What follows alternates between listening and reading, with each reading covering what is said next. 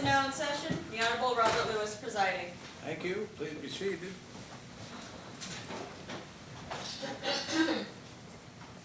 Ready for the jury then, Counsel?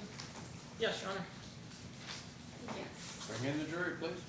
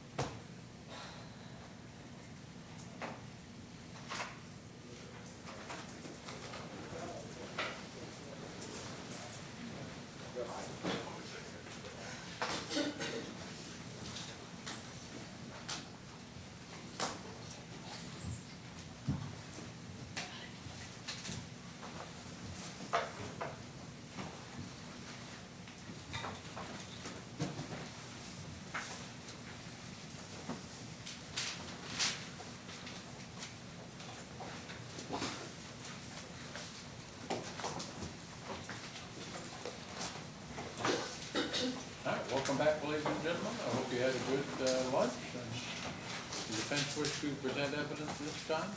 Yes, Your Honor. Defense calls Michael Bortolini. Come forward. Stop and raise your right hand. Do you swear or affirm that any testimony you give in this trial will be the truth, the whole truth, and nothing but the truth, so help you?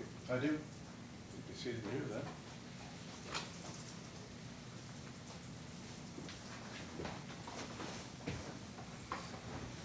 Now that you're seated, please state your name in full and spell your last name for the court's record. Michael Sergio Bortolini, B-O-R-T-O-L-I-N-I. Go ahead, counsel. Mr. Bortolini, do you recall August of 2021 where you were living back then? I was living with my friend Scott Beamer at his residence. Okay. And roughly how long had you been living with Mr. Beamer in August of 2021? At that point, it was approximately a year and a half, maybe, thereabouts, a year and a half. Okay. And were you a guest or renting, or how did that No, work? I rented a room from him, but that was basically it. I had a bathroom in the back of the house that I had paid for and remodeled myself. It was one he wasn't using. And then I paid for my room, but that's where all of my belongings, and that's where I would stay. Okay. And do you recall meeting in August of 2021 and Aaron Hasty? Yes. Had been chatting on a website called Bumble, and we met at a local pub kind of thing Okay. in August. All right. And how long had you been on Bumble? At that point, it was like a new account, but I mean, I had been on Bumble maybe as far as 8 years ago, but this was a different, obviously updated with my new pictures and new whatever was going on, but I could have been on Bumble at this point for maybe about 3 weeks to a month, although I had a Bumble account at some point throughout, prior to that. Okay.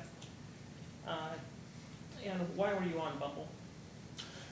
Well, so like with the various platforms, they have options where you can either just say you want to date, you're ready for marriage, whatever you want to do, or you're networking, you want to meet friends, you want to talk to people.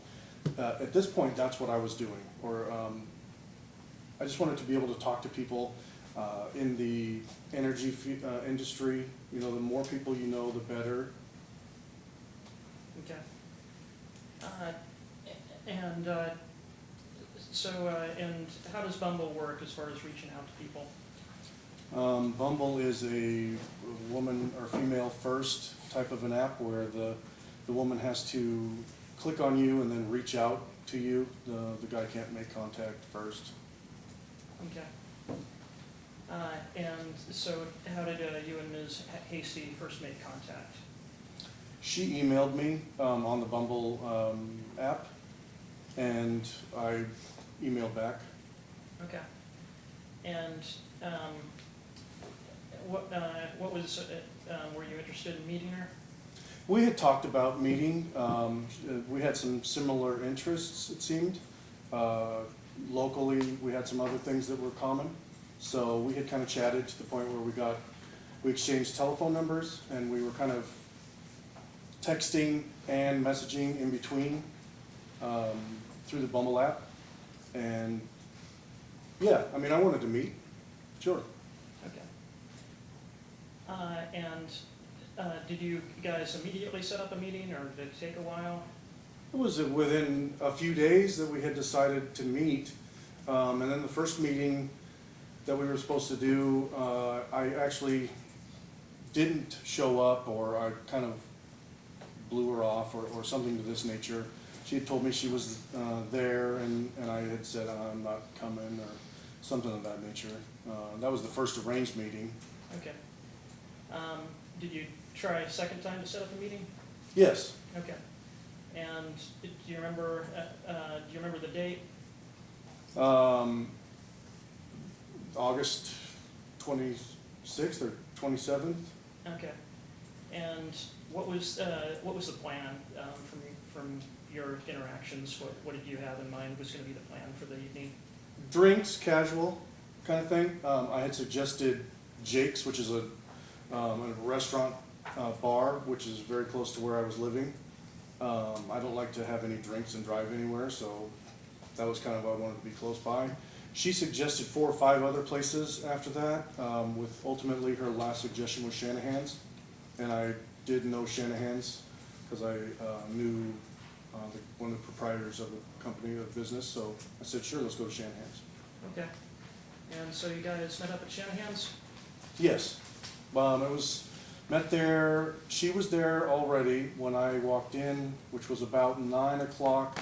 Ran into a friend of mine, Jordan Taylor, and his fiance, wife now, but fiance then.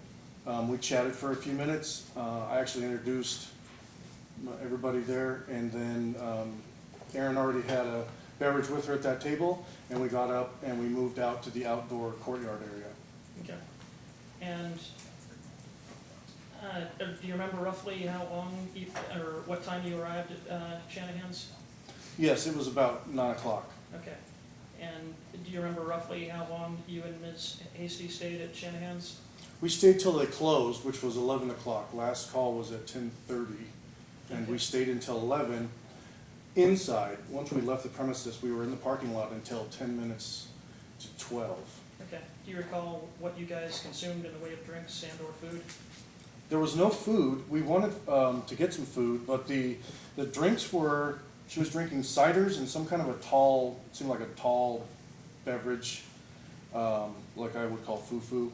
I had a tall beer, like an Olympia or Rainier, one of the 2 Washington beers. It was in a can. A patron that was sitting next to us was drinking a Michelob coffee brew or something like this. So she gave me a drink of that. I took a drink of that, and then I ordered one, but I didn't drink any of it. It tasted good, but Erin had some of that. So I would say that between the 2 of us, we probably had somewhere in the neighborhood of 5 to 7 drinks, all told. Okay. So roughly what time did you guys decide to leave Shanahan's? Well, when they came in, they told us to get out. Okay. Do you remember roughly what time that was? It was 11. Okay. Yeah, it was 11 o'clock. They came around and said, we're closing, you guys gotta go. All right. And so what did you and Ms. Hasty do at that point? We went out into the parking lot. We started talking about where we could go from there. I knew that the Rock was open until midnight, even through COVID, so I had suggested that. She said, okay, so I called and ordered food from there. She wanted a pizza, I did a bayou pasta. And then from there, we started kind of engaging in a little bit of hugging and kind of stuff in the parking lot itself, which And held us to be- up. To be clear, parking lot of, Shanahan's. okay, and so, and roughly, what kind of intimate physical contact are we talking about? Well, it started out as hugging, kind of thing. Just we were kind of hugging because we thought that might have been the end of the evening. As we were hugging, we kind of said, okay, yeah, let's, further on. Then it was a little bit of kissing and a little bit of kind of tight holding, if you will. And I remember specifically at one point being very aroused, and I kind of chuckled to myself because I could feel myself like on her stomach kind of area, Okay. or somewhere like that. And was your penis erect? Yeah, I mean, at some point it was. Okay. Do you recall if there was any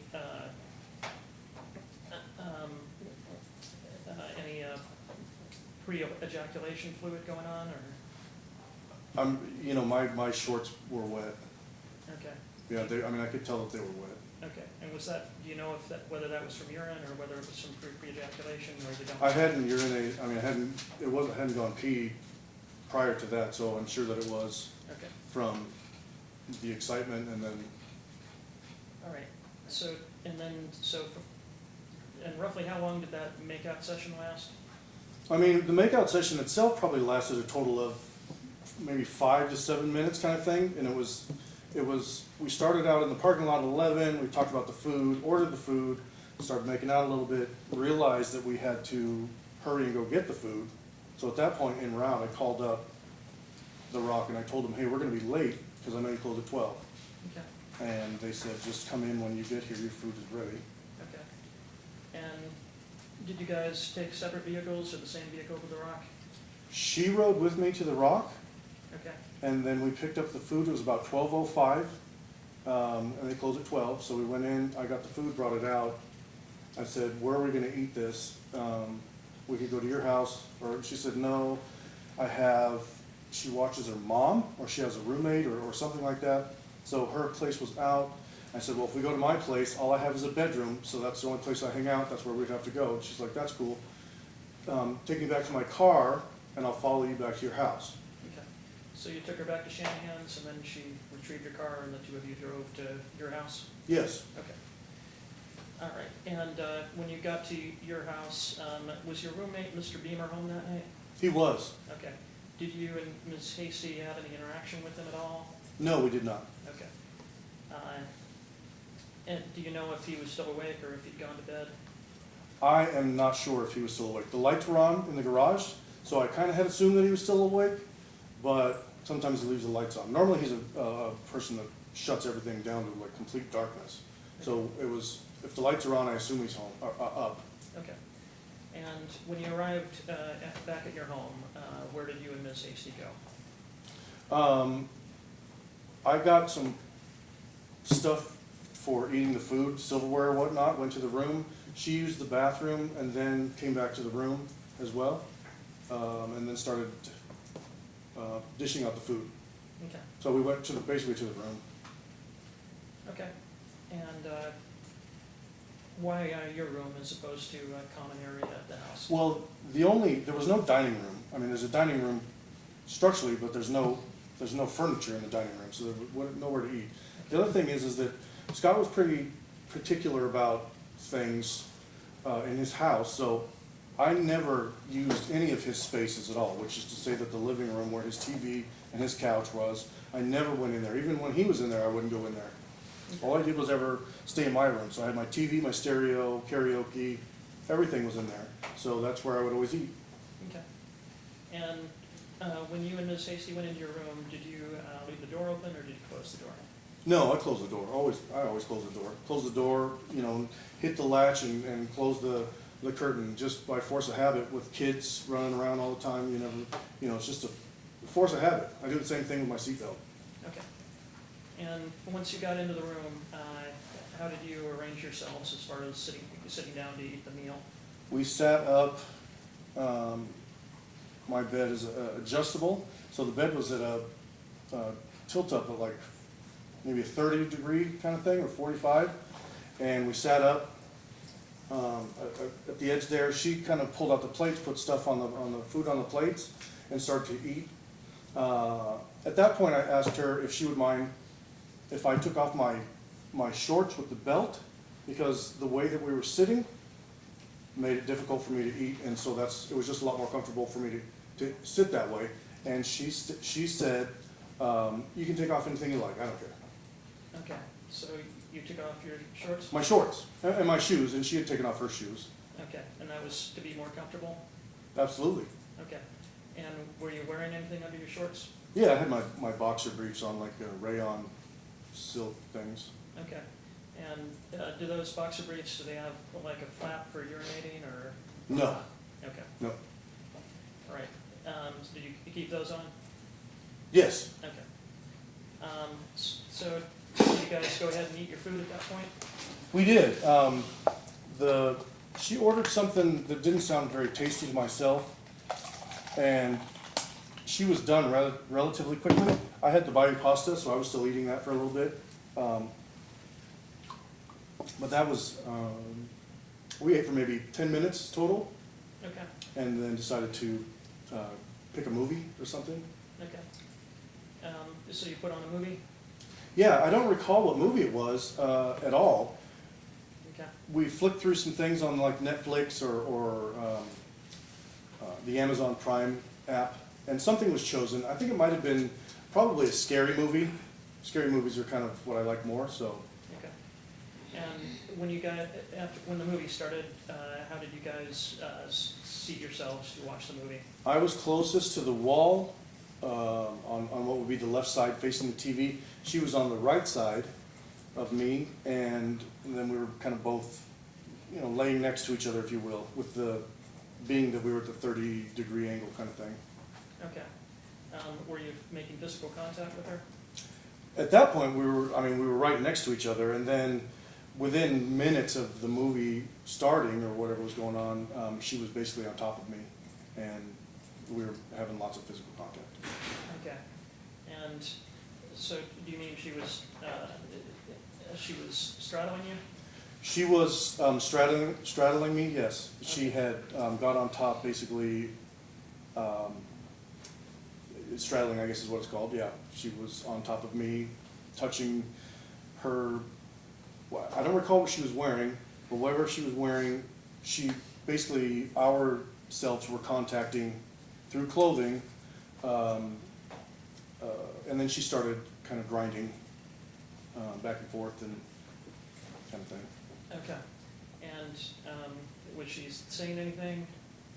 Yeah, she was making it very clear that she was enjoying herself, asking me if I liked it. She said, yes, yes, you like that? Do you like that? How's that feel? You like that? Eventually it led to, she with her left hand, she had exposed her breast, and I don't recall, it seemed to me like she was wearing a tube top or something, so I don't know if she exposed it from under the shirt or from over the shirt, but she pulled her breast out and kind of started to do one of these kind of things, and then she put it into my mouth and my face. Okay. And roughly how long did this, where she's over you, roughly how long did that last?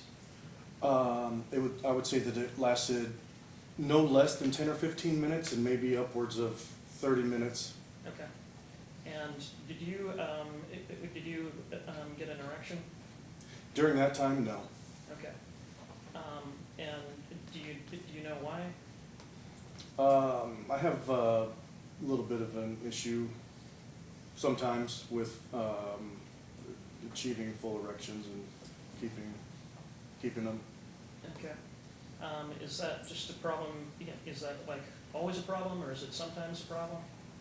Well, it becomes an if I've already had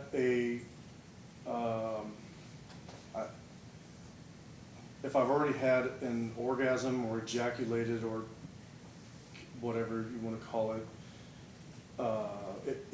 I can't. It's very difficult to do it again in the same day. And I'd already in the parking lot while we were holding each other there, and so that's basically what it is. I mean. Okay. So had you achieved climax in the parking lot? I mean, not climaxed I had an erection and then I didn't have an erection and then I was wet, so if that's a climax, then yes.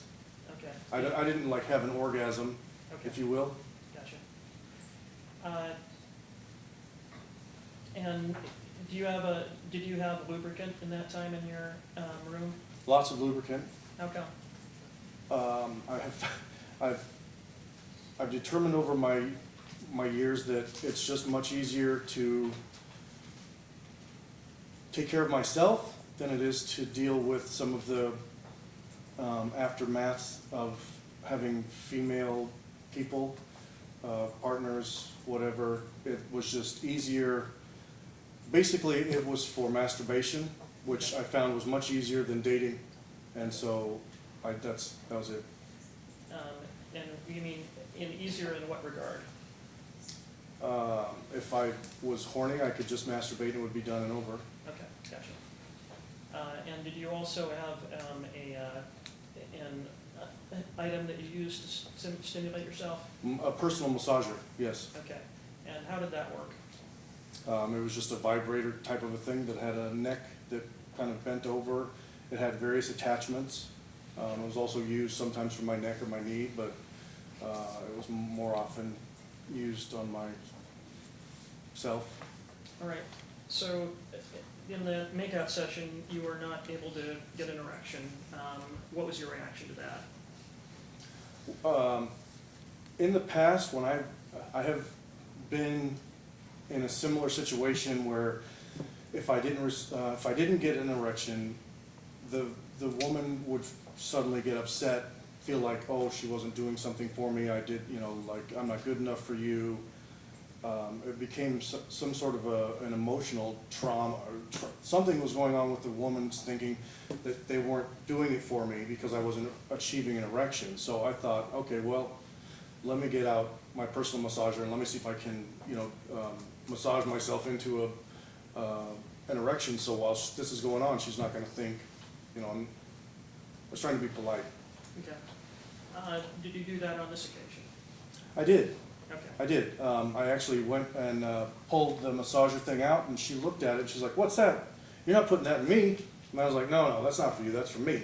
Okay. And at that point, I kind of placed it between her thighs, but her legs were kind of closed, and it was closer to her knees than anywhere else.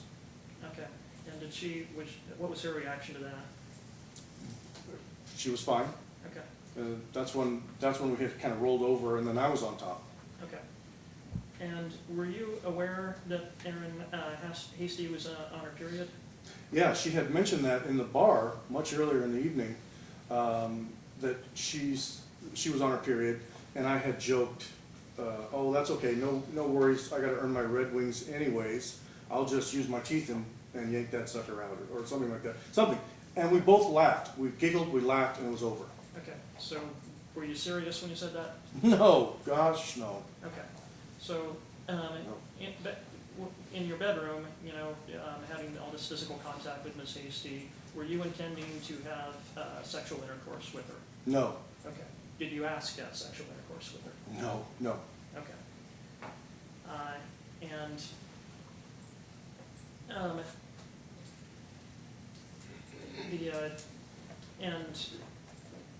The part where she's on top of you, how did that end where she's no longer on top of you?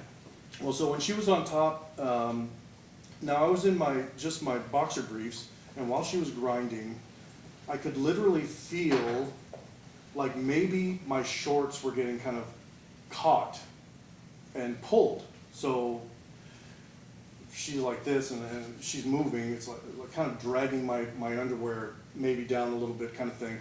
At the same time, I had my hands behind her, on her butt or something like that, and it was like between her pants, and then started on the outside of her pants, maybe, and then kind of got in to the inside of the backside of her pants, kind of a deal, while she was on the top. Now and then while that was happening, that's when the breast was exposed, and at some point I remember that she had the one hand kind of went back like this, and I could feel her rubbing my penis through my underwear. Okay. So she was doing one of these and kind of back here like this. Okay. And then after all of that, then we went, and because she she had orgasmed while she was on top. Okay, At least once I'm aware of, and it seemed like a couple times. all right. And at some point, she got off, and how did that happen? Did she decide to get off, or did you ask her to get off, or how did that work? Well, she had got off, she looked over at my clock, and she said, "Oh my God, is that what time it is?" And the clock had said 1:27. And I said, "No, that's not what time it is for real. My clock, I always set my clocks 23 to 28 minutes fast," and I explained to her why I did that. At that point, she said, "Well, I've got to work in the morning, so you've got 20 minutes to do whatever you're gonna do, and then we gotta go." Or she's gotta go. And I said, "Okay." And at that point, that's when I had reached and grabbed the neck massager thing. And she said, you know, "What's that? You're not putting that in me." And I was like, "No, it's for me." Okay. And were you able to get an erection using the massager? No. Okay. And did that bother you? I mean, not really. I mean, it kind of sucked, but I mean, it is what it is. Okay. And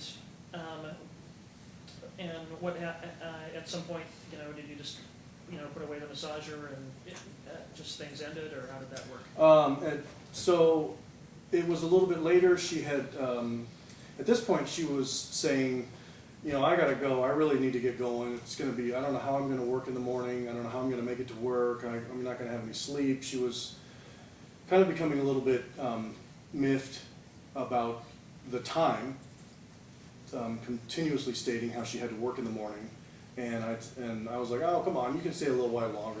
And then she was like, "Yeah, well, some of us have to work in the morning." At the time I was laid off because of COVID. My account was Boeing, and Boeing and Everett have been shut down after the COVID people dying and whatever. So she had said, "I have to go to work. I'm going to be so tired. I'm going to be so tired." So, okay, well, right on. So got up, and she got up. She was putting on her shoes, and when she was putting on her shoes, facing towards the bed, I walked up from behind her, and I kind of softly put my hands on her shoulders like this, and I gave her a soft little kind of a kiss on the neck, just kind of like this. And when I did that, she kind of did a motion of pushing herself into me, and kind of a shudder Okay. kind of a thing. And when that happened, it literally pulled us both down, because basically it was like taking out my knees. Okay. And where did you guys land? We landed on the bed. I mean, we crashed right there on the bed, both of us. We fell down right onto the bed. Okay. And we got up immediately. She put her shoes on. One of the shoes had kicked under the bed while that had happened, and she put on her shoes, went to the door. She tried to open the door, but it wouldn't. She opened the first part of the door, but that little latch hook that was latched up here was still hooked on. So she opened the door, hit that, and I said, "Hang on a second." I go, "Hey," and I had joked because that was an awful pizza. I go, "You want that pizza?" And she kind of was like, "No." Kind of, she laughed at it too. I opened the latch, walked her out to the door, quick hug, said goodbye. She walked out to her car, and I followed her because I hadn't put on my shoes. I watched her walk out to the car, open her door, get into her car. At that point, I shut my door. Okay. And at that point, did you go to bed, or did you stay awake and do something? No, I stayed up. I went to, I had gone into the garage to get something to drink. There's a pop room. I went in there, got something to drink. I had noticed the roommate had brought home some new equipment, and some of his stuff ended up onto my motorcycle that I have. So I figured, well, I gotta get that off. Took that off of there. Same time, I had kind of peeked out and saw that the 7-Eleven was not busy. I had some scratch tickets that were winners, and I believe it was more than 10. And those guys like it if you can bring them at times when they're not busy, because it holds up the lines. So I thought, well, I might as well go down there and cash these in real quick. Okay. So you went to 7-Eleven? I tried to go to 7-Eleven. As soon as I left, that's when I was stopped, basically a block away in the middle of the road from a Clark County sheriff. Can you estimate the amount of time that passed from when Erin Hasty left to the point where you got stopped? Okay, so she would have left probably 1:15, 1:30, and it may be 1:40 I mean, maybe 20 minutes or a half hour or something like that, from the time I left till the time I ran into no, it would have been more than that. So if she left around 1:15 or 1:30, I mean, it seems like it wasn't very long, maybe a half hour total from the time she had left Okay. until the time when I had left. Okay. But it could have been half hour to an hour. Okay. And when you were made contact with law enforcement, did they tell you why they were making contact with you? No, Okay. no, the original sheriff came alongside of me while I was driving. He rolled down his window while we were still in motion, and he was like, stop your bike. So I stopped, and he's like, take off your helmet. And so I took it off. He's like, are you Micah? And I said, Micah? And he's like, yeah, are you Micah? And I said, no, I'm Michael. And he's like, I need you to shut off your bike. So I did right there where I was, which was in the driving lane of the road. Okay. And were you allowed to go back home, or did they have you wait outside the house? I was not allowed to go back home, per se. I was held up in the middle of the road there for at least an hour while many sheriffs were there walking around me. Eventually, after talking with Aldridge, she had asked me if I would go back to the precinct with her, and I said, okay, but I want to drive my car because now it's whatever it is, 3, 4 in the morning kind of thing. It was cold, and I said, I want to take my bike back, get my car. I was not allowed to go into my house, and so I drove my scooter back up to the garage and put it away and got into my car.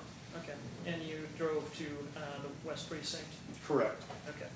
And did you have any idea at that point why the police were there? No, and I had asked. Okay. And then you went into a room at the West Precinct and spoke to Detective Aldridge and Officer Butler, correct? Aldridge, I remember the name. Butler, I didn't know that was his name, but there was, yeah, afterwards I recognized that that's who it was. Okay. And you've had a chance to see the video of that interview, correct? Yes? Okay. And did that appear to be a true and accurate recording of the entire interview that you did with Detective Aldridge and Officer Butler? Absolutely. Okay. And you, was the statement you made to them true and accurate to the best of your recollection? Having had the chance to hear it again in the last few days, was there anything you noticed? No, that's not correct. No, I mean, everything that I said was correct. Okay. Yeah.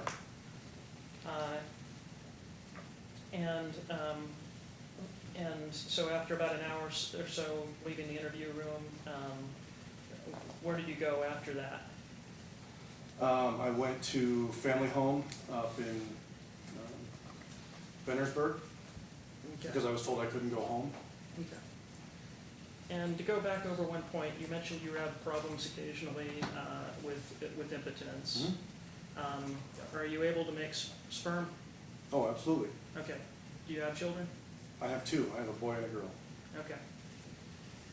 That's my daughter over there. Objection, non-responsive. It's appeared to be responsive, so I'll overrule the objection. Next question.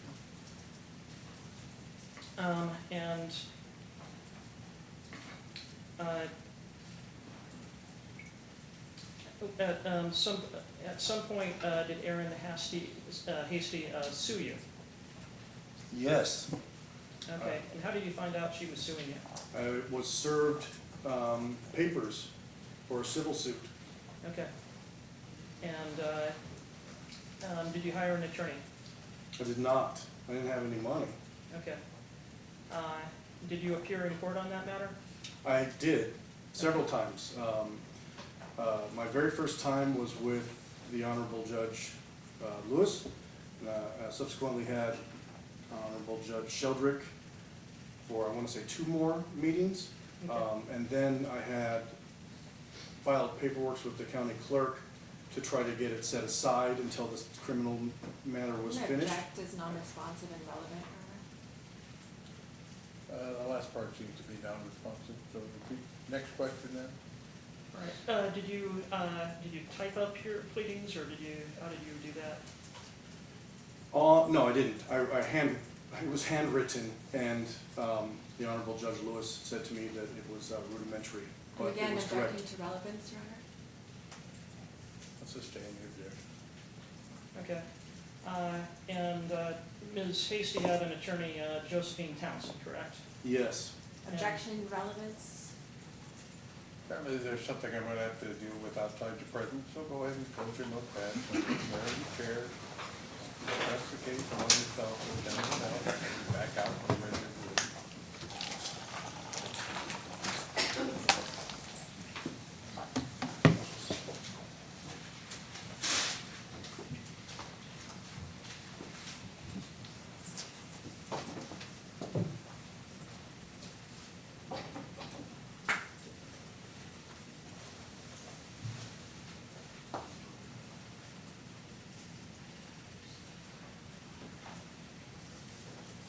Objection is to what? A particular question or the entire line of The questioning? entire line of questioning, Your Why Honor. are you objecting? And the court had previously ruled that the civil suit itself was admissible as it went to Ms. Hasty's bias. That's already been inquired into. She's already testified that there was a civil suit. She's testified that she received a judgment from that. He alluded to the fact that Mr. Bortolini was not even served when he was questioning Ms. Hasty. He's now clarified that and indicated that he was. But anything beyond this, Your Honor, is not relevant for this particular proceeding. And I would also object to 403. We're essentially making this a trial about a civil suit when we should be focused on the allegations at hand. Your response? Your Honor, the state opened the door by introducing evidence through Ms. Hasty that Ms. Hasty testified that Mr. Bortolini did not dispute the lawsuit. I want to elicit from Mr. Bortolini that, in fact, he did not know about the summary judgment until he was advised of it at a later date. All right, well, it often happens, a little thing turns into a bigger part than it needs to be. I admitted some impeachment evidence regarding Ms. Hasty because it goes to bias as to whether she has a financial motive in the case. And so the defense was allowed to explore that. In rebuttal of that, the state was allowed to bring up that she'd already received her judgment, so that was to rebut the idea that she gained something by testifying here. But it wasn't so limited, and so the indication was that she'd obtained a judgment by summary judgment. But allow brief testimony to indicate, because there was an implication Mr. Bortolini didn't contest the proceedings, that he attempted to do that, and the steps that he took to try to do that. That's all that has to do with the impeachment. The substantive issues, whether or not I said something about his pleadings or not, or Judge Sheldrick did, doesn't seem to have anything to do with the case. So you can inquire into what steps he took to try to prevent a summary judgment, and then that's the end of the civil matter as far as I can see. Your Honor, if I could just briefly respond, I was not the person that elicited that it was a summary judgment. That was defense counsel. I did not open that door. All I asked I was... understand that there was back and forth about it. I understand your response. I'm going to allow the brief questioning about it because the implication of the jury is that Mr. Bortolini didn't contest the proceedings or that he lost the proceedings after submitting to it. And I know you didn't bring all of that up, but all of that came up. So I'm allowing a brief set of questions about what he did to try to prevent summary judgment, what pleadings he filed, and that sort of thing. And then that's the end of the inquiry, because the only purpose of all of this testimony relates to the credibility of one witness, and I'm not going to make it a trial about whether or not the summary judgment was appropriate in the civil case. We clear it out? Yes. Bring in the jury.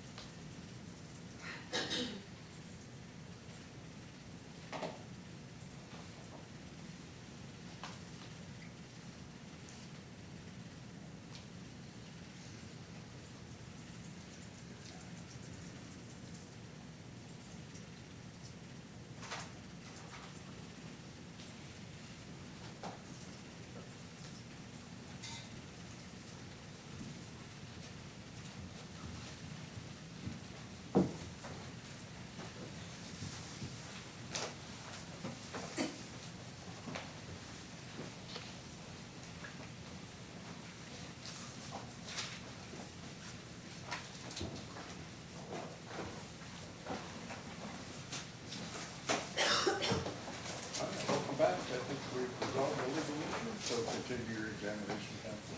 So Ms. Hasty had an attorney, Josephine Townsend, correct? She did. Okay. You see her in the courtroom? Objection, Your Honor. Just staying.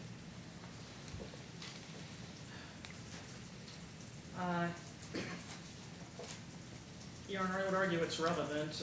Ms. Hasty testified. Whether or not a particular person is present in an open courtroom to observe open court proceedings is not relevant to this proceeding. The objection is sustained. Okay. Next question. At some point, did you become aware that Ms. Hasty had received summary judgment in regard to that civil suit? Yes, I had not, I followed the steps to have it set aside. However, at some point, there was a default judgment that was put against me because I didn't make it to a, whatever, when you gotta go in front of the judge. Now, that was a meeting that I wasn't aware of, I was never made aware of, and I didn't become aware of a actual dollar amount and that I had lost a default judgment until, my attorney, yourself, and my girlfriend had both told me, within a week's time that there was a judgment against me in the amount of $500,000. Okay. And are you planning to contest that? It is in the contest works now, where I'm having it set aside again, a judgment overturn, that can be set aside again. Object, Your Honor. Sustained the objection. Okay. Thank you. Nothing further at this time? Cross-examination?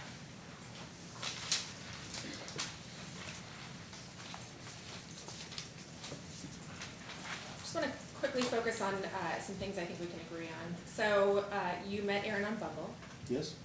and you had a relatively friendly text exchange prior to your meeting. Yes? No indications she was upset prior to your meeting. No? And you agreed to meet at Shanahan's? Yes? And she had a cider and a half, correct? A cider and a half? Yes. The amount she drank? I don't know. She had more than that as far as drinks that I bought. How many drinks did you buy her? I bought her at least 3, Do you remember telling officers maybe you gave her 4, 2? because one of the drinks was my own that she ended up drinking because I didn't drink it. Okay. Did you previously tell officers that she had 2 drinks? I said couple. I said a couple of drinks, maybe, kind of thing. Okay. It was a generic of a couple of drinks. I don't know how many drinks. Wasn't really paying a great deal of attention at that point. So previously said a couple and now it's 4. It's possibly 3 or 4. One of the drinks was purchased for myself, but drank for her. So is that a drink for her that I bought? Not necessarily. I bought it for myself, but she consumed it. Okay. And then the two of you, you felt at this time in Shanahan's like the two of you had a relatively good connection.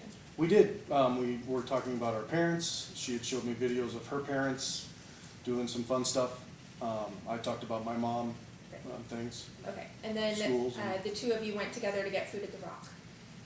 Correct. And you took it to go. Yes. And you drove in separate cars back to your house. From Shanahan's after we went back, yes. And things are still going well at this point, correct? Yes? Still friendly? Yes? Okay. And once you were at your residence, you took her directly to the bedroom. She wanted to use the restroom, but yeah, between the bedroom and the restroom. Okay. And your testimony here today was that you hit the latch. What does that mean? It's just one of those hook latch locks that old houses have. Why are you locking the door? What did you consider? I force of habit. It said I always lock my door behind me when I shut the door. I always latch the door because I have kids and kids can walk in. My roommate has kids, kids can walk in. There's no kids there that night. I don't know that, and kids can come at all hours. Okay. And so this latch is this, you're holding your arm up. Does that mean it's at the top of the door? Close to the top of the door, like door latches. Classic door latches are always kind of up higher. They're not at the door handle themselves. They're generally up 3/4 of the way up the door. And so once you're in the bedroom, your testimony was that the bed was somehow elevated? Not somehow elevated. I have an adjustable bed that was already elevated. Okay. So the two of you sit there, there's some consensual kissing. Yes. And some over-the-clothes contact. As far as her being like, we're talking about the grinding part where she's on top of me? Absolutely. And, well, you didn't disclose that she was grinding on top of you originally when you spoke to police on the 22nd, did you? No, and the reason being is because I had asked for the last 3.5 hours, I felt like, from out on the road for an hour till we got all the way down to the precinct when I asked Aldridge, when she said she was going to read me my rights, and I said, can you please tell me why you're reading me my rights? I'm gonna object And to she said, no, non-responsive. I'll tell you after. I'm sorry, sir. Sorry. You need to Sorry. follow the same rules as every other witness. Listen to the question asked, answer that question, wait for the next question. When an objection is made, stop talking until I rule. Yes, sir. The objection is sustained. Next question. All right. And you were unemployed at the time of this encounter, correct? Correct. And you had told Erin that? Yes. Okay. So she would have no reason to think that you had a lot of money, would she? No, not, I mean, she would have, she does have a reason. No, my answer is no to your not having a reason. There is a reason because I told her I was in the oil business, I was in the paint business, and that I had talked about my mom and her homes that she had. Okay. So And that came up your in mom has conversation. money. Yeah, my family has money. Is that your money? It's my family's money, so maybe when my mom dies, yes. Now, your testimony here today is that you took your shorts off, correct? Correct? But left your shirt on? My shirt was left on at the original part of that, yes. Okay. But isn't it true that you told Officer Aldridge that you left all of your clothes on except for your shirt and socks? No, I didn't say I left all of my clothes on. What I said was clothes were on. But you never told her you took your shorts off? I said clothes were on. But you never told her you took your shorts off? I didn't know why I was being questioned. Well, at that point, you knew that it had something to do with some sort of a sexual allegation. We're talking about in the interview or when I was in the middle of the road for an hour? In the interview, the recorded interview that the jury's watched. At that point, I still never even got clarification until far into that interview when I asked specifically why I was there, and she said to me, not until I read you your rights. She still didn't tell me why I was there until about 20 minutes or 25 minutes into that conversation. Understood. During that interview, that hour-long interview, Mhm. did you ever tell her that you removed your shorts? I don't know. I don't recall. Even after watching the video, I don't recall. And so did you take your shirt off or not? She took my shirt off. Okay. So my shirt came off. So your testimony here today is that you were only in your underwear. So your shirt was off and your shorts were off. Correct. Okay. And my socks and my shoes. Okay. So when you told officers that the clothes stayed on, that was No, why? I said we were not naked. We had clothes on. We had clothes on. And we did. I had my shorts on, my underwear, boxer briefs, which are like shorts, if you will. I had those on. She had her clothes on. And that is what I stated. We had clothes on. There was never buck naked anything. So when you said clothes stayed on, your interpretation Clothes of that. stayed on. Your Yes. interpretation of that was that if you were just solely in your underwear, that meant clothes stayed on. Correct, because if we were naked, the clothes came off.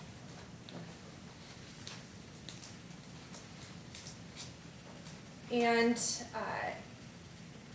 so your testimony here today is that you took your shorts off and you were in your underwear prior to any kissing or sexual contact in the room, correct? That is correct, because I wanted to be able to be more comfortable while sitting there eating. Okay. This is a networking meeting? This is what? A networking meeting? Is that what we're having here? Started out as a networking meeting, it morphed into something else based on the fact that we were getting along very well. We had a lot of mutual interests, we had some common things, and it evolved a little bit. Was Erin in the energy business, oil and gas?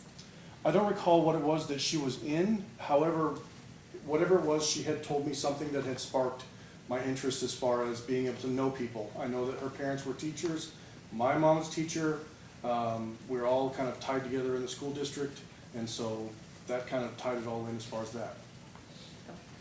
Also, I was in the paint business, and a lot of the teachers are painters come summer. And is your testimony here today that you ever penetrated her vagina? Is it what? Did you ever penetrate Erin's vagina No, with anything? no. Not even your fingers? Not purposefully, and what I had stated at one point when I was talking with Detective Watkins is that while we were moving around and she was on top of me, I could feel through her clothes possible, maybe possible pubic hair, because now I'm thinking our clothes are very close, and I mean, my underwear is thin, what she was wearing seemed very thin, and while she was on top doing the boob thing and I had my hands doing this from behind, I said, is it possible that I had touched her? Maybe. I didn't make contact specifically and or purposefully to do so. It was simply a motion of this while she was on top.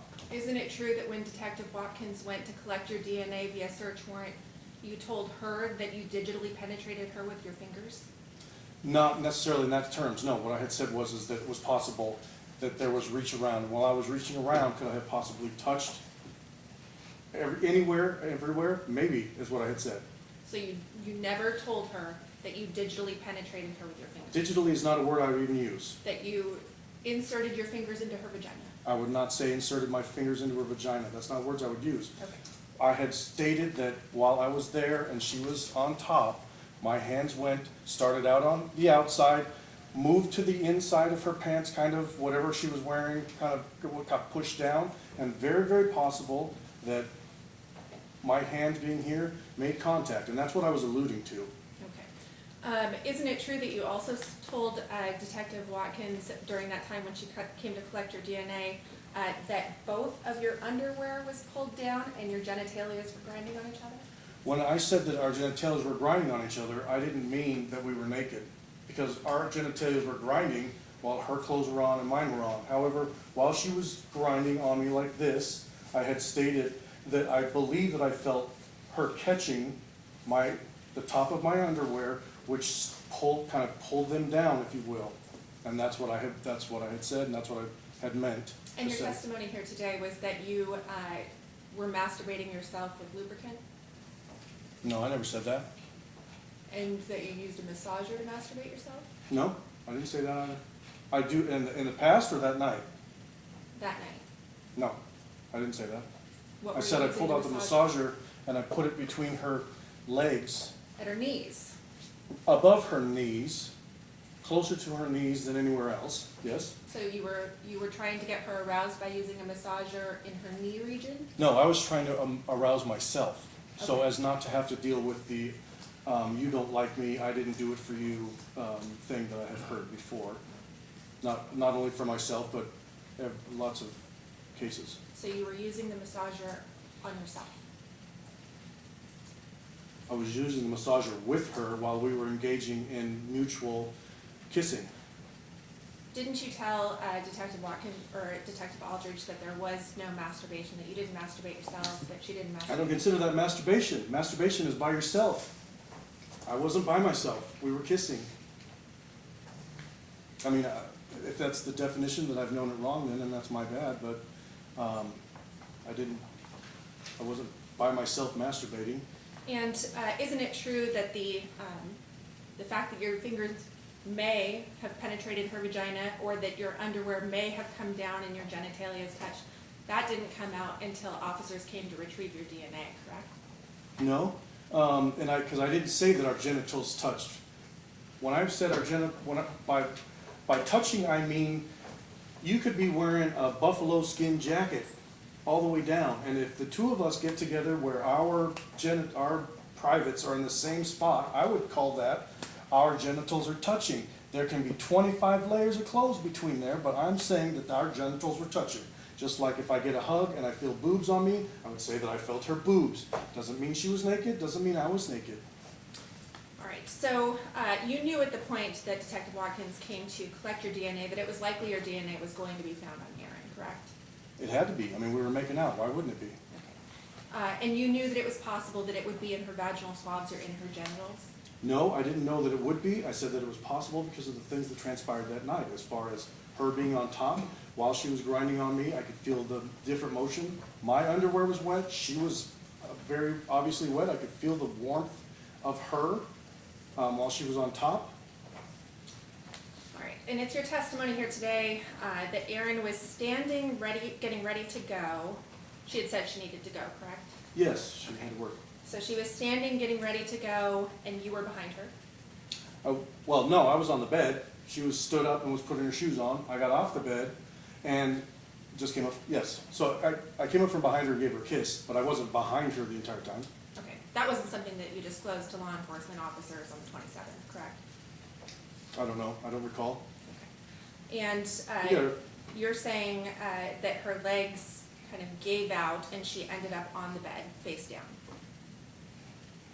I'm saying that she shuddered, like she really enjoyed the kiss on her neck. I kissed her right in the spot that I had read in the past is a erogenous zone for people. And when I kissed her right there, it was a soft, subtle kiss. And she basically shuddered.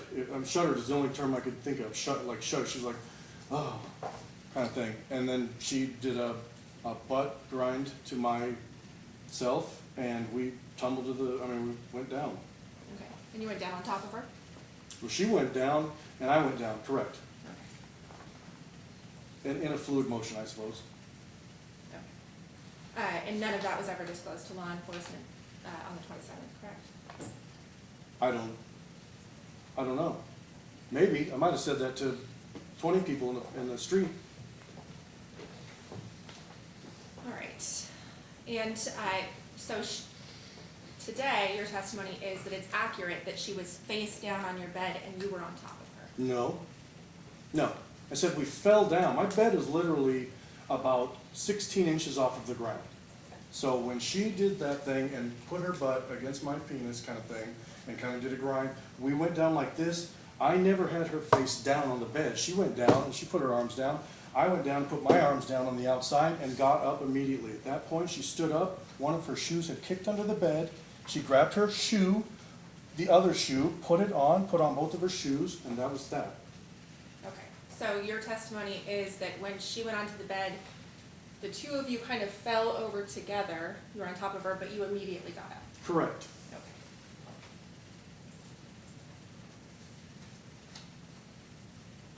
Okay. And your testimony here today is that you did use lubricant on this occasion, or no? Lubricant, no. There was no need for lubricant. Why would I use lubricant?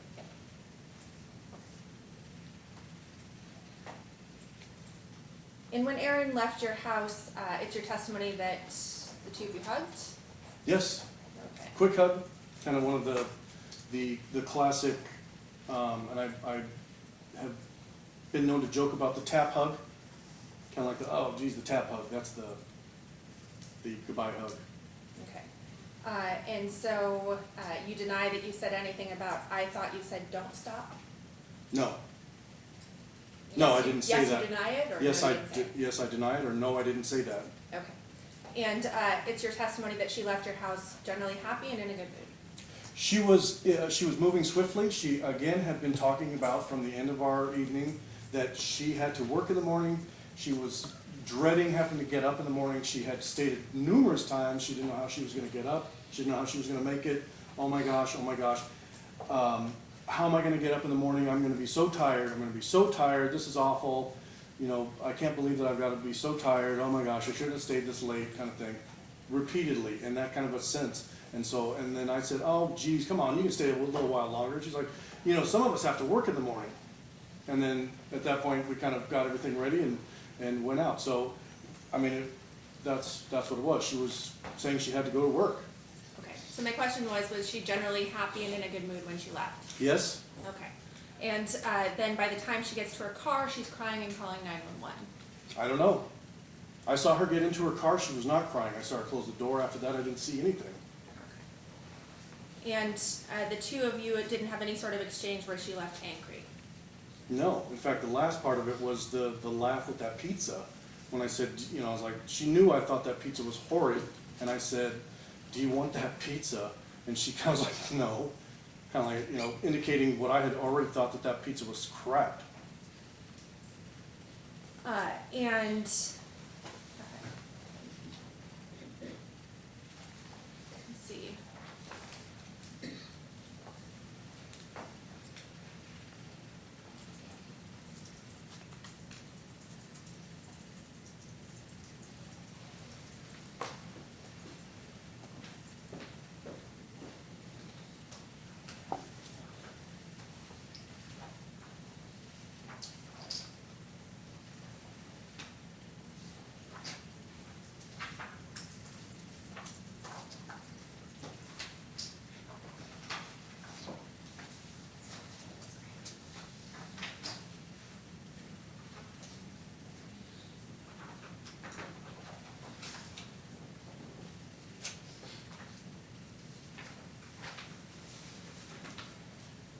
All right, so Bumble, networking is what you were using it for?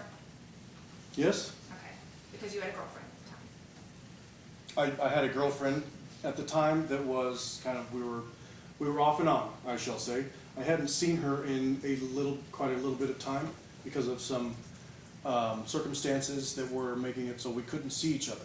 Okay, and so, you're showing plaintiff's one previously admitted. Is this your profile picture for that Bumble site? Yeah, I mean, So if you're that's what it is. showing- I don't know if that is or isn't, because I was not allowed to get back to my Bumble site after that evening. It was shut off and I couldn't get back to it ever again. Profile name on that is tall, dark, and handsome? Yes, that seems right. That's what you use for your networking? Yeah, Okay. Showing plaintiff's 5. Do you talk about co-ed showers in your networking profile? absolutely. Yes, I've always said that if it's okay for gay people to be with heterosexual people in a shower and be able to have that view, I said, fair is fair, then we should have co-ed showers, and that's very simple. And in the industries I'm in, that is the kind of talk that is kind of said. So not a big deal, co-ed showers is not a big deal, especially in today's day and age. I have no further questions. Redirect, No further questions, Your Honor. Defense rests. step down. Defense rest, do you have rebuttal argument, or rebuttal witnesses, excuse me? No, Your Honor. All right, both sides have rested their presentation of the evidence. The next portion of the trial is I meet with the attorneys and assemble a packet of legal instructions. And then I read those instructions to you. You also have them in written form during your deliberation. And then we have the closing arguments of the attorneys. So, close your notepads, leave them there in your chairs. Although you've heard the entire presentation of evidence, you have not heard the entire case, so don't begin to discuss it among yourselves or with anyone else. I'll have you back out when we're ready to proceed.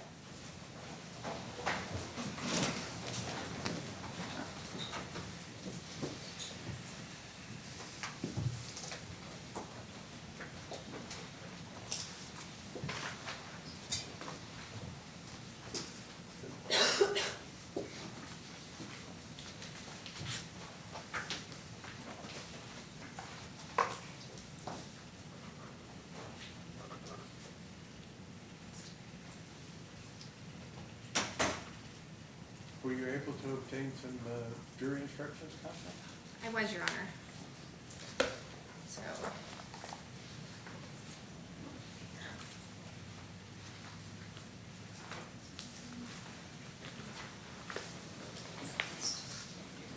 A copy to file and a bench copy as well.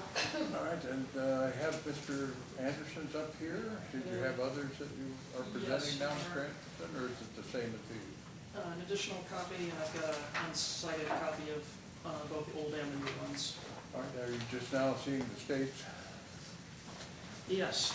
All right, so I'm going to take about 10 minutes to look over your 10, 15 minutes, and then we'll come back in and talk about the proposed packet of instructions.